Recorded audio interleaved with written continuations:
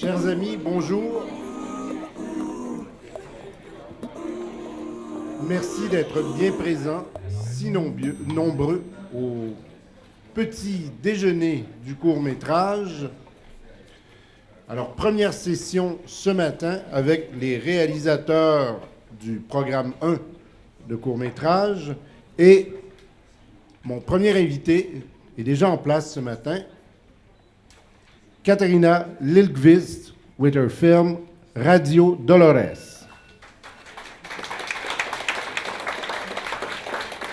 Good morning, bonjour. So welcome, Katariina. Yesterday you had the occasion to watch your film for the first time on a big screen, I think.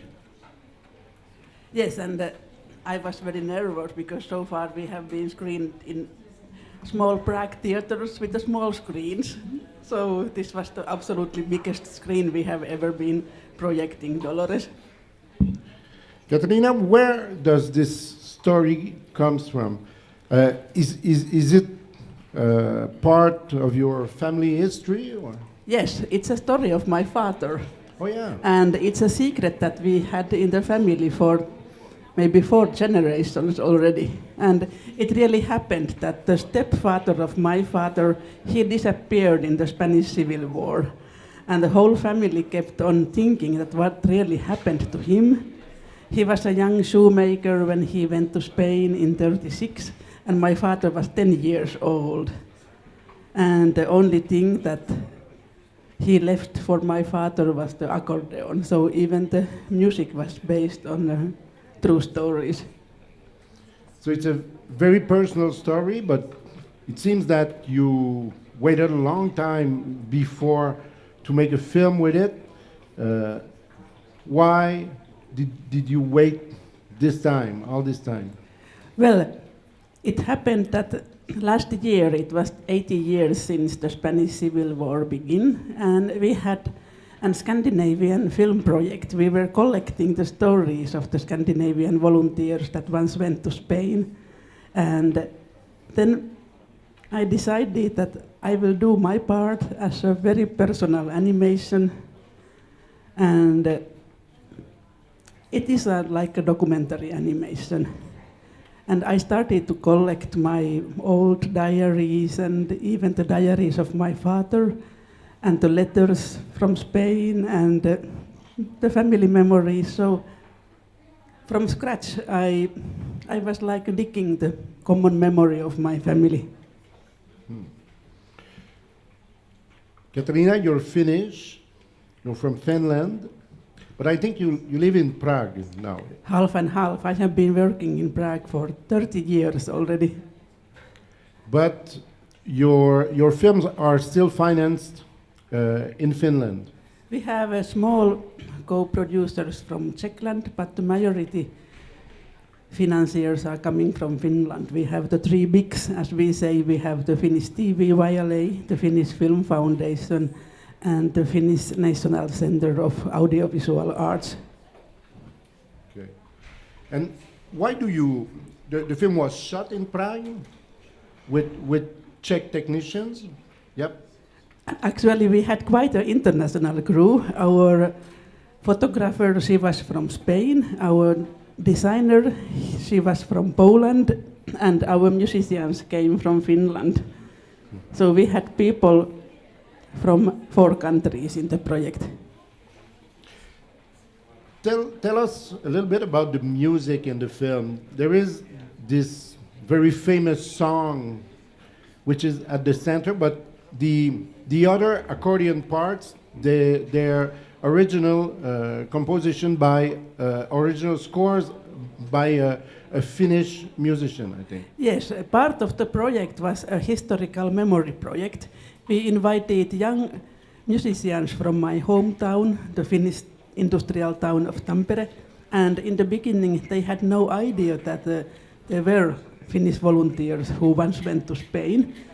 And they started to learn about the history, and they got very interested, and their task was to collect the old songs that were really played those days, the old folk songs, in Finland we are always making songs about everything. So we had long ballads and even the original tunes from the times we had the Spanish volunteers. And of course the Manuela was very interesting part of the soundtrack because it was even forbidden in Finland those days. In the late 30s, it was not popular to play these Republican tunes as we were part of the Hitler's regime already.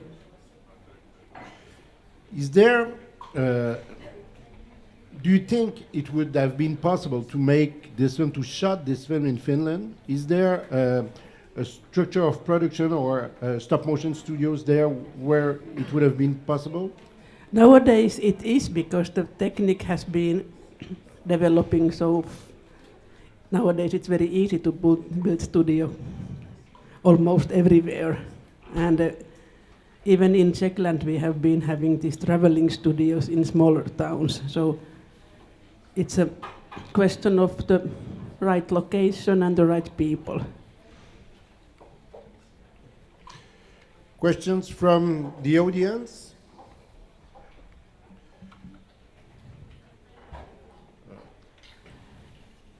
Martin?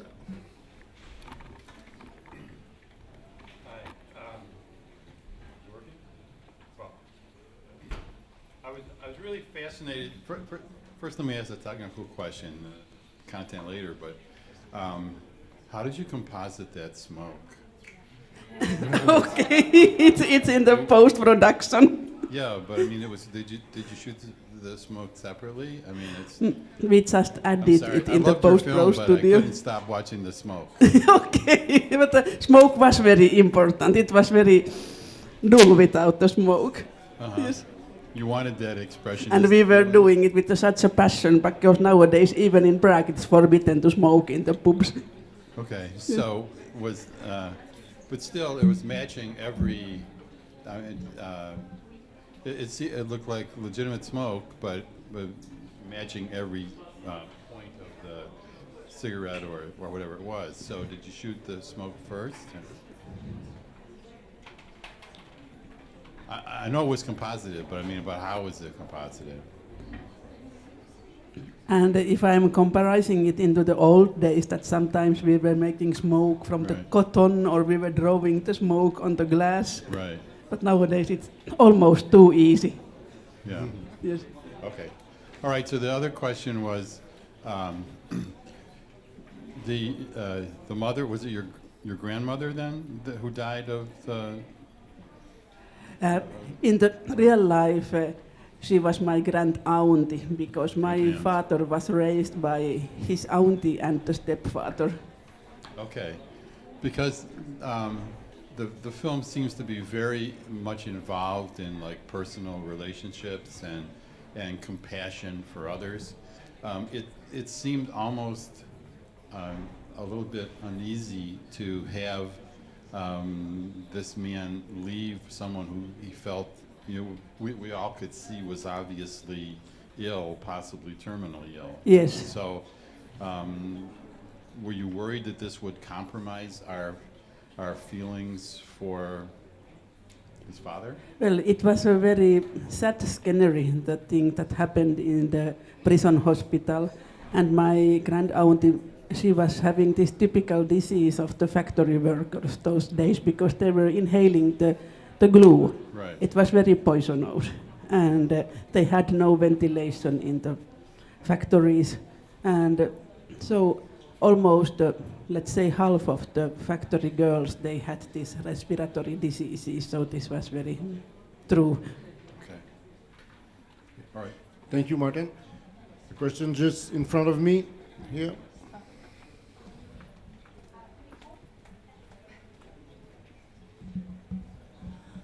For the participation of the Finnish people in Spanish army, and about this history, do the Finnish people know about this history before the anniversary, or just people talk in the families? It's a very controversial question still today because we were a bit different than all the other Scandinavian countries because Finland was quite heavily under the influence of Hitler those days. And for example, in Sweden and Denmark and in Norway, today we have these memorial statues, and the history is well known, but still in Finland we don't have the official memory statue of the volunteers. And for example, when the Swedish soldiers came back from Spain, the King of Sweden was welcoming them, and the Nobel Committee was giving them laurels. And then when the Finnish soldiers went home, they ended up in prison. So that was very typical. Another question in the back. Oh, thank you. First of all, congratulations on your film. It's wonderful. We've seen several really great documentary and biographical films at the festival already. Pear Cider and Cigarettes, your own film, I Like Girls.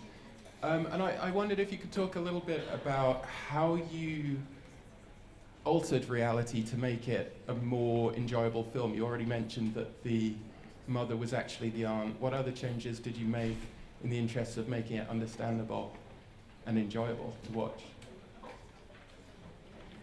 Well, of course, we were having a great attention to the authentic details. We were really working on the atmosphere of the 30s. We were studying the costumes and the typical houses of the working class people in Tampere. And we somehow wanted to create the illusion of the dark 30s in this northern industrial town. And sometimes when we were building the houses, and I almost smelled the coal and the wood, and I was shivering from cold when we built the snow sceneries. And so I wanted the film to be very emotional, because in Finland we are still a bit like a forest people. We are not speaking so much about the emotions, but we are showing the emotions in a very small details. We are showing emotions by sharing the food or playing the accordion and making nice fire when somebody is coming back from the cold factory. So the little boy, my father, was making fire and waiting for the parents to come home. And this is our way to deal about the emotions, and I wanted it to be very concrete in the film. Katariina, you bring with you the puppet of the main character. Maybe you can show it to the people here. So here is... Can put the puppet on the Yes. table, it will be easier.